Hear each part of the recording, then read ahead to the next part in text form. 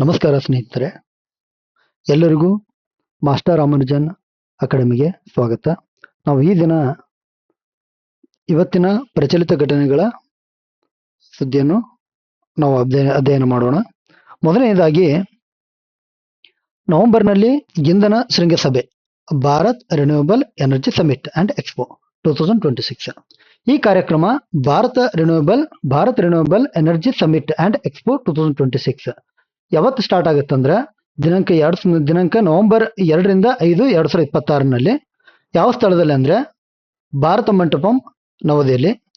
ಇದರ ಆಯೋಜನೆ ಯಾರು ಮಾಡ್ತಾರಂದ್ರೆ ಭಾರತ ಸರ್ಕಾರದ ಹೊಸ ಮತ್ತು ನವೀಕರಿಸಬಹುದಾದ ಇಂಧನ ಸಚಿವಾಲಯ, ಅಂದ್ರೆ ministry of new and renewable energy.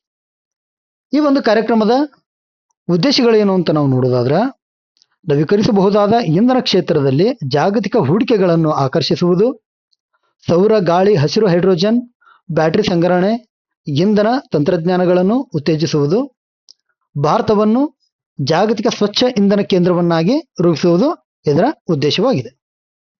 ಇದರ ವಿಶೇಷತೆಗಳು ಏನು ಅಂತ ನಾವು ನೋಡೋದಾದ್ರೆ, ಸುಮಾರು 130ಕ್ಕೂ ಹೆಚ್ಚು ದೇಶಗಳ ಭಾಗವಹಿಸುವಿಕೆ ಈ ಒಂದು ಕಾರ್ಯಕ್ರಮದಲ್ಲಿ, 50,000ಕ್ಕೂ ಹೆಚ್ಚು ಪ್ರತಿನಿಧಿಗಳು, 400ಕ್ಕೂ ಹೆಚ್ಚು ಪ್ರದರ್ಶಕರು, 500ಕ್ಕೂ ಹೆಚ್ಚು ತಜ್ಞರ ಉಪನ್ಯಾಸಗಳು, ಹಾಗೂ ಇದೇ ಒಂದು ಕಾರ್ಯಕ್ರಮದಲ್ಲಿ 9ನೇ ಇಂಟರ್ನ್ಯಾಷನಲ್ ಸೋಲಾರ್ ಅಲಯನ್ಸ್, ಅಂತಾರಾಷ್ಟ್ರೀಯ ಸೌರ ಒಕ್ಕೂಟ ಸಭೆಯು ಇದೇ ಅವಧಿಯಲ್ಲಿ ನಡೆಯಲಿದೆ.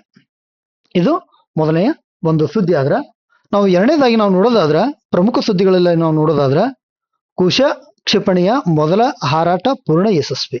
ಇದು ತುಂಬಾ ಇಂಪಾರ್ಟೆಂಟ್ ಪಾಯಿಂಟ್ ಆಫ್ ಎಕ್ಸಾಮಿನೇಷನ್ಗೆ. ಯಾಕೆ ಇಂಪಾರ್ಟೆಂಟ್ ಅನ್ನೋದು ನಮ್ಗೆ ಹೇಳ್ತೀನಿ ನಾನು.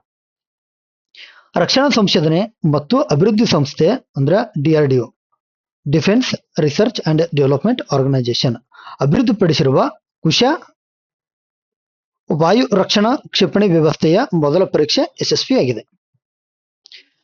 ಈ ವ್ಯವಸ್ಥೆಯು ಶತ್ರುಗಳ ಯುದ್ಧ ವಿಮಾನಗಳು, ಡ್ರೋನ್ಗಳು, ಕ್ರೂಸ್ ಕ್ಷಿಪಣಿಗಳು ಮತ್ತು ಬ್ಯಾಲಿಸ್ಟಿಕ್ ಕ್ಷಿಪಣಿಗಳನ್ನು ಪತ್ತೆ ಹಚ್ಚಿ ನಾಶಪಡಿಸಲು ವಿನ್ಯಾಸಗೊಳಿಸಲಾಗಿದೆ. ಇದರ ಉದ್ದೇಶ ಈ ಒಂದು ಕಾರ್ಯನಿರ್ವಹಿಸುವುದು ಒಂದು ವಿಶೇಷ ರೀತಿ.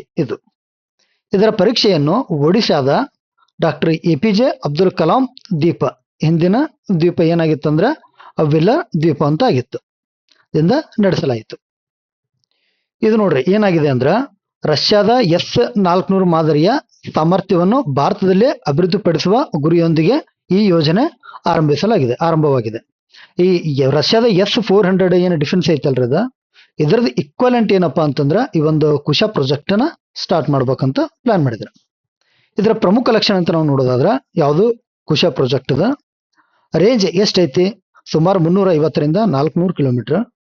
ಒಂದೇ ಸಮಯದಲ್ಲಿ ಅನೇಕ ಗುರಿಗಳನ್ನು ಪತ್ತೆ ಹಚ್ಚಿ ಹೊಡೆಯಬಹುದು. ಯಾವ ಸಂಸ್ಥೆ ಅಭಿವೃದ್ಧಿಪಡಿಸಿದೆ ಅಂತ ನಾವು ನೋಡೋದಾದ್ರೆ DRDO ಅಂದ್ರೆ defence research and development organisation. ಇದರ ಸ್ಥಾಪನೆ 1958. ಪ್ರಧಾನ ಕಚೇರಿ ಎಲ್ಲಿ ಅಂತ ನಾವು ನೋಡೋದಾದ್ರೆ ನವದೆಹಲಿ. ಸಚಿವಾಲಯ ಯಾವ ಸಚಿವಾಲಯ ಅಂಡರ್ದಲ್ಲಿ ಬರ್ತದೆ ಅಂದ್ರೆ ರಕ್ಷಣಾ ಸಚಿವಾಲಯ ಅಂಡರ್ದಲ್ಲಿ ಬರ್ತದೆ. ಈ S-400 ಅಂದ್ರೆ ಏನು ಅಂತಂದ್ರೆ, S-400 ಟ್ರಿಯಂಪ್ ರಷ್ಯಾದ ಅತ್ಯಾಧುನಿಕ ವಾಯು ರಕ್ಷಣಾ ವ್ಯವಸ್ಥೆ. ಈ ಟ್ರಿಯಂಪ್ ಅಂತಂದ್ರೆ ಟ್ರಂಪ್, ಅದು ವಿಜಯೋತ್ಸವ ಇದರ ಅರ್ಥ. ಇದ್ರ ಭಾರತದಲ್ಲಿ ಹೆಸರು ಏನಂತಂದ್ರೆ, S-400 ಡಿಫೆನ್ಸ್ ನಮ್ಮ ಭಾರತದಲ್ಲಿ ಹೆಸರು ಸುದರ್ಶನ ಚಕ್ರ ಅಂತ, ಭಾರತೀಯ ವಾಯುಪಡೆಯ ಅನೌಪಚಾರಿಕ ಹೆಸರು ಇದಾಗಿದೆ. ಭಾರತವು ರಷ್ಯಾದಿಂದ S-400 ವ್ಯವಸ್ಥೆಯನ್ನು ಖರೀದಿಸಿರುವುದು ತಮ್ಗೆಲ್ಲರಿಗೂ ಗೊತ್ತು. ಈಗ ಭಾರತವು ಸ್ವದೇಶಿ ಪರ್ಯಾಯವಾಗಿ ಕುಶ ಪ್ರಾಜೆಕ್ಟ್ ಅಭಿವೃದ್ಧಿಪಡಿಸುತ್ತದೆ. ಭಾರತಕ್ಕೆ ಕುಶ ಯೋಜನೆಯ ಮಹತ್ವ ಏನು ಅಂತ ನಾವು ನೋಡೋದಾದ್ರೆ, ಸ್ವದೇಶಿ ರಕ್ಷಣಾ ತಂತ್ರಜ್ಞಾನ ಅಭಿವೃದ್ಧಿ, ವಿದೇಶಿ ಅವಲಂಬನೆ ಕಡಿಮೆ ಮಾಡೋದು, ನಿರ್ಭರ್ ಭಾರತಕ್ಕೆ ಉತ್ತೇಜನ, ದೇಶದ ವಾಯು ರಕ್ಷಣಾ ಸಾಮರ್ಥ್ಯ ಹೆಚ್ಚಳ ಮಾಡಲಿಕ್ಕೆ ಇದೊಂದು ಸಹಕಾರಿಯಾಗಿದೆ. ನಾವು ನೆಕ್ಸ್ಟ್ ಪಾಯಿಂಟ್ ನಾವು ನೋಡೋದಾದ್ರೆ, ಪರೀಕ್ಷೆ ದೃಷ್ಟಿಯಿಂದ FCRA ಅಂದ್ರೆ ಫಾರಿನ್ ಕಾಂಟ್ರಿಬ್ಯೂಷನ್ ರೆಗ್ಯುಲೇಷನ್ ಆಕ್ಟ್ ಅಥವಾ ವಿದೇಶಿ ದೇಣಿಗೆ ನಿಯಂತ್ರಣ ಕಾಯ್ದೆ ಕುರಿತು ಆಗಿದ್ದು, 2026ರಲ್ಲಿ ಕೇಂದ್ರ ಸರ್ಕಾರವು ಈ ಕಾಯ್ದೆಗೆ ತಿದ್ದುಪಡಿ ತರಲು ಮುಂದಾಗಿದೆ. ಇದ್ರ ಬಗ್ಗೆ ಏನು ಅಂತ ನಾವು ಒಂದ್ ಸ್ವಲ್ಪ ಡೀಟೇಲ್ಸ್ ಆಗಿ ನಾವು ನೋಡೋಣ. FCRA ಅಂತಂದ್ರೆ ಫಾರಿನ್ ಕಾಂಟ್ರಿಬ್ಯೂಷನ್ ರೆಗ್ಯುಲೇಷನ್ ಆಕ್ಟ್ ಅಂದ್ರ ವಿದೇಶಿ ದೇಣಿಗೆ ಅಥವಾ ಕೊಡುಗೆ ನಿಯಂತ್ರಣ ಕಾಯ್ದೆ ಅಂತ ನಾವು ಕರಿತೀವಿ. ಭಾರತದ ಸಂಘಗಳು, ಟ್ರಸ್ಟ್ಗಳು, ಎನ್ಜಿಒಗಳು, ಶಿಕ್ಷಣ ಸಂಸ್ಥೆಗಳು, ಧಾರ್ಮಿಕ ಸಂಸ್ಥೆಗಳು ವಿದೇಶದಿಂದ ಹಣ ಪಡೆಯುವುದನ್ನು ನಿಯಂತ್ರಿಸುವ ಕಾಯ್ದೆ. ಯಾವ ತರ ನಿಯಂತ್ರಿಸಬೇಕು ಅಂತ ಕಾಯ್ದೆ ತರಬೇಕಂತ ಒಂದು ಕೇಂದ್ರ ಸರ್ಕಾರ ಯೋಚನೆ ಮಾಡ್ತಿದೆ. ಅದ್ರ ಬಗ್ಗೆ ನಾವು ಮುಂದೆ ತಿಳಿದುಕೊಳ್ಳೋಣ. ವಿದೇಶಿ ಹಣವನ್ನು ದೇಶದ ಭದ್ರತೆ, ರಾಜಕೀಯ ಅಥವಾ ಸಾರ್ವಜನಿಕ ಹಿತಕ್ಕೆ ವಿರುದ್ಧವಾಗಿ ಬಳಸುವುದನ್ನು ತಡೆಯುವುದು ಇದರ ಪ್ರಮುಖ ಉದ್ದೇಶವಾಗಿದೆ. ಇದರ ಇತಿಹಾಸ ನಾವು ನೋಡೋದಾದ್ರೆ ಯಾವುದು ವಿದೇಶಿ ದೇಣಿಗೆ ನಿಯಂತ್ರಣ ಕಾಯ್ದೆ ಬಗ್ಗೆ ನಾವು ನೋಡೋದಾದ್ರೆ 1976 ಮೊದಲ ಬಾರಿಗೆ FCRA ಅಂದ್ರೆ ಫಾರಿನ್ ಕಂಟ್ರಿಬ್ಯೂಷನ್ ರೆಗ್ಯುಲೇಷನ್ ಆಕ್ಟ್ ಜಾರಿಗೆ ಬಂತು. ನೆಕ್ಸ್ಟ್ 2010ರಲ್ಲಿ ಹೊಸ FCRA ಜಾರಿಗೆ ತರಲಾಯಿತು. ಮುಂದೆ 2020ರಲ್ಲಿ ಪ್ರಮುಖ ತಿದ್ದುಪಡಿಗಳನ್ನು ಮಾಡಲಾಯಿತು. ಯಾವುದು FCRA ಕಾಯ್ದೆಗೆ. ನಂತರ ಈ ವರ್ಷ ಅಂದ್ರೆ 2026ರಲ್ಲಿ ಮತ್ತಷ್ಟು ತಿದ್ದುಪಡಿಗಳಿಗೆ ಕೇಂದ್ರ ಸರ್ಕಾರ ಸಿದ್ಧತೆಯನ್ನು ನಡೆಸುತ್ತಿದೆ. ಹಾಗಾದ್ರೆ FCRA ಇದರ ಪ್ರಮುಖ ಉದ್ದೇಶಗಳು ಏನು ಅಂತ ನಾವು ನೋಡೋದಾದ್ರೆ ವಿದೇಶಿ ದೇಣಿಗೆಯ ಪಾರದರ್ಶಕತೆ, ರಾಷ್ಟ್ರದ ಭದ್ರತೆ ಕಾಪಾಡುವುದು, ವಿದೇಶಿ ಪ್ರಭಾವದಿಂದ ದೇಶದ ರಾಜಕೀಯ ಮತ್ತು ಆಡಳಿತವನ್ನು ರಕ್ಷಿಸುವುದು, NGOಗಳ ಹಣಕಾಸಿನ ದುರುಪಯೋಗ ತಡೆಯುವುದು ಇದಾಗಿದೆ. ಯಾವ ಸಂಸ್ಥೆಗಳು FCRA ಅಡಿಯಲ್ಲಿ ನೋಂದಣಿ ಮಾಡಿಕೊಳ್ಳಬೇಕು? ಯಾವ ಸಂಸ್ಥೆಗಳು ನೋಂದಣಿ ಮಾಡಿಕೊಳ್ಬೇಕು ಅಂತಂದ್ರ NGOಗಳು, ಟ್ರಸ್ಟ್ಗಳು, ಸಮಾಜ ಸೇವಾ ಸಂಸ್ಥೆಗಳು, ಶಿಕ್ಷಣ ಸಂಸ್ಥೆಗಳು, ಧಾರ್ಮಿಕ ಸಂಸ್ಥೆಗಳು, ಸಂಶೋಧನಾ ಸಂಸ್ಥೆಗಳು. FCRA ಅಡಿಯಲ್ಲಿ ಯಾರು ವಿದೇಶಿ ದೇಣಿಗೆ ಪಡೆಯಲು ಸಾಧ್ಯವಿಲ್ಲ ಅಂತಂದ್ರ ಚುನಾವಣಾ ಅಭ್ಯರ್ಥಿಗಳು, ಶಾಸಕರು ಮತ್ತು ಸಂಸದರು, ರಾಜಕೀಯ ಪಕ್ಷಗಳು, ನ್ಯಾಯಾಧೀಶರು, ಸರ್ಕಾರಿ ನೌಕರರು, ಪತ್ರಿಕೆಯ ಸಂಪಾದಕರು. ಕೆಲವು ನಿರ್ದಿಷ್ಟ ಸಂದರ್ಭಗಳಲ್ಲಿ FCRA ಅಡಿಯಲ್ಲಿ ವಿದೇಶಿ ದೇಣಿಗೆ ಪಡೆಯಲು ಸಾಧ್ಯವಿರುವುದಿಲ್ಲ. FCRA ಜಾರಿಗೆ ಯಾರು ಹೊಣೆಗಾರಿಕೆ ಆಗ್ತಾರಂದ್ರೆ ಕೇಂದ್ರ ಗೃಹ ಸಚಿವಾಲಯ. ಈ 2023ರಲ್ಲಿ ಪ್ರಮುಖ ತಿದ್ದುಪಡಿ ತಂದ್ರಲ್ಲ ಅವು ಯಾವ ಅಂತ ನಾವು ನೋಡೋದಾದ್ರ ಆಡಳಿತಾತ್ಮಕ ವೆಚ್ಚವನ್ನು 50% 20% ಇಳಿಸಲಾಯಿತು. ಎಲ್ಲಾ ವಿದೇಶಿ ದೇಣಿಗೆಗಳು ನವದೆಹಲಿಯ SBI ಮುಖ್ಯ ಶಾಖೆಯಲ್ಲಿನ FCRA ಖಾತೆಗೆ ಬರಬೇಕು. ಮತ್ತೊಂದು NGOಗೆ ವಿದೇಶಿ ದೇಣಿಗೆಯನ್ನು ವರ್ಗಾಯಿಸಲು ನಿರ್ಬಂಧವನ್ನು ಹೇರಲಾಗಿತ್ತು. ಪದಾಧಿಕಾರಿಗಳಿಗೆ ಆಧಾರ್ ಗುರುತಿನ ದಾಖಲೆ ಕಡ್ಡಾಯವಾಗಿರುತ್ತದೆ. ಈ 2026ರ ತಿದ್ದುಪಡಿಯ ಪ್ರಮುಖ ಉದ್ದೇಶಗಳು ಏನು ಅಂತ ನಾವು ನೋಡೋದಾದ್ರೆ ಪತ್ರಿಕೆಯ ಪ್ರಕಾರ ಸರ್ಕಾರದ ಉದ್ದೇಶ ಅಂತ ಏನು ಅಂತ ನಾವು ನೋಡೋದಾದ್ರೆ ನಿಜವಾದ ಸೇವಾ ಸಂಸ್ಥೆಗಳಿಗೆ ಅನಗತ್ಯ ತೊಂದರೆ ಆಗದಂತೆ ನಿಯಮಗಳನ್ನು ಸರಳಗೊಳಿಸುವುದು, ಪಾರದರ್ಶಕತೆ ಮತ್ತು ರಾಷ್ಟ್ರೀಯ ಭದ್ರತೆಯನ್ನು ಮತ್ತಷ್ಟು ಅಥವಾ ಇನ್ನಷ್ಟು ಬಲಪಡಿಸುವುದು, ದುರುಪಯೋಗದ ಸಾಧ್ಯತೆಗಳನ್ನು ಎಷ್ಟು ಸಾಧ್ಯವಿತ್ತೋ ಸಂಪೂರ್ಣವಾಗಿ ಕಡಿಮೆ ಮಾಡುವುದು, ಪ್ರಾಮಾಣಿಕ NGOಗಳಿಗೆ ಕಾರ್ಯನಿರ್ವಹಿಸಲು ಸುಲಭದ ವಾತಾವರಣವನ್ನು ಕಲ್ಪಿಸಿಕೊಡುವುದು ಇದರ ಉದ್ದೇಶವಾಗಿದೆ. ನೆಕ್ಸ್ಟ್ ನಾವು ನೋಡೋದಾದ್ರೆ ಪರೀಕ್ಷೆ ದೃಷ್ಟಿಯಲ್ಲಿ ಮತ್ತೆ ಜೀವನದ ದೃಷ್ಟಿಗೂ ಕೂಡ ಏನು ಅಂತ ನಾವು ನೋಡ್ರೆ 9 ವರ್ಷದ ಬಾಲಕನ ಅನುಮಾನಾಸ್ಪದ ಕಾಯಿಲೆಗೆ ರಾಜ್ಯದ ಸರ್ಕಾರಿ ಆಸ್ಪತ್ರೆಗಳಲ್ಲಿ ಚಿಕಿತ್ಸೆ ಸಾಧ್ಯ. ಯಾವುದು ಟ್ರಾನ್ಸ್ಪ್ಲಾಂಟ್ ಅನಿವಾರ್ಯ.